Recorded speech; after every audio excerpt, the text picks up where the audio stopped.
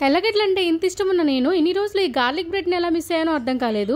ఇంకా గుర్తొచ్చాక ఆగుతానా వెంటనే చేసేసాను. ఎలా వచ్చిందంటే తిన్న వాళ్ళు ఎవరైనా సరే అద్భుత అనాలి. నోట్లో వేసుకుంటే అలా కరిగిపోతుందంటే చీజ్ ఇంకా గార్లిక్ ఫ్లేవర్ తో అద్దిరిపోయింది. తెల్లగడ్డల వాసనే పడదు కొంతమందికి, కానీ ఆ తెల్లగడ్డల్ని ఎంతో ఇష్టంగా తినే వాళ్ళు కూడా చాలా మంది ఉన్నారు. ఎంతమంది తాలింపుల్లో తెల్లగడ్డని అద్ది పనిగా తీసుకొని తింటారో, ఇంకా ఆవకాయలోని ఊరిన తెల్లగడ్డని ఎంతమంది తింటారో కామెంట్ చేస్తే ఆ కామెంట్స్ చూస్తే అర్థం అవుతుంది ఎంతమంది తెల్లగడ్డలు తింటారు అనేది. లేట్ ఎందుకు, అలా తినే వాళ్ళు ఎవరైనా సరే కామెంట్ చేసేయండి. ముందైతే తెల్లగడ్డల్ని కాస్త నేతిలో వేయించుకొని కొంచెం దంచేసి ఒక గిన్నెలోకి వేసుకొని దాంట్లో కాస్త బటరు, ఆరిగానో, కొత్తిమీర, కొద్దిగా సాల్ట్ అవసరమైతే వేసుకోవచ్చు. నేను ఇక్కడ సాల్టీ బటర్ తీసుకున్నాను కాబట్టి వేసుకోలేదు.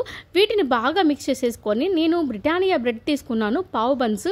దాని మీద ఈ గార్లిక్ పేస్ట్ అంతా అప్లై చేసేసి కొద్దిగా చీజు, దానిపైన ఇంకాస్త ఆరిగానో, రెడ్ చిల్లీ ఫ్లేక్స్, కొద్దిగా కొత్తిమీర వేసుకొని ప్రీహీట్ చేసి పెట్టుకున్న కడాయిలో పెట్టి ఒక 10 నిమిషాల తర్వాత తీసుకున్నామంటే అచ్చం బయట కొన్నట్టే గార్లిక్ బ్రెడ్ అయితే తయారైపోతుంది. షేప్ వేరైనా టేస్ట్ మాత్రం తగ్గేదేలే అన్నట్లుంది. చీజ్ లవర్స్ ఎవరైనా ఉంటే ఒక్కసారి ట్రై చేయండి. వెతుక్కుంటూ వచ్చి వీడియో కింద మళ్ళీ కామెంట్ చేస్తారు.